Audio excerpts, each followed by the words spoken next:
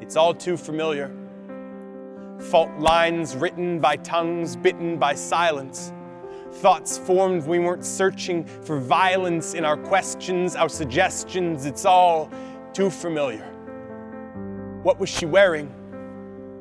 Was she walking alone? She shouldn't have drank so much. She should have been more careful. Like it was her fault. Like gender violence isn't a man's issue. Like men can't help themselves. Like the responsibility for one's own actions doesn't fall on one's own shoulders. Like men don't have the power to change how men act.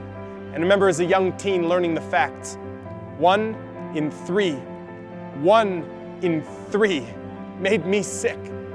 How could men like me do this? They couldn't.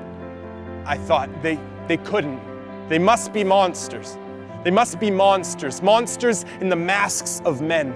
Monsters in the masks of men rearranged their faces until I can no longer see myself in them.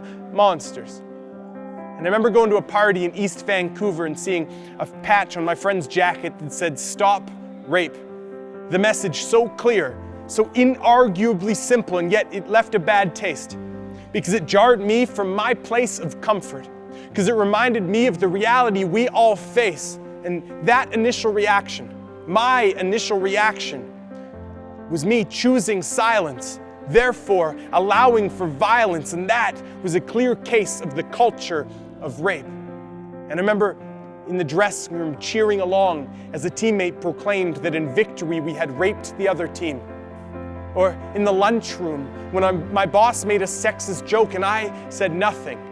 Or yesterday when I pulled on an article of clothing and referred to it as a wife beater.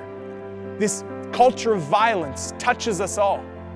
And by dismissing perpetrators as monsters, it allows us not to analyze our own actions. Men, take your masks off.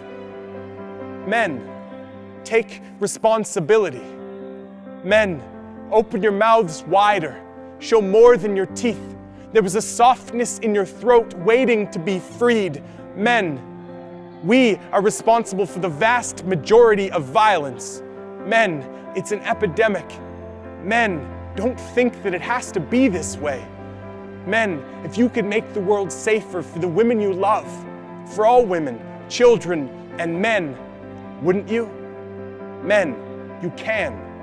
Men, we need you to be courageous, to speak up and to be more than a bystander. Men, put your masks down. Men, let's look each other in the eyes.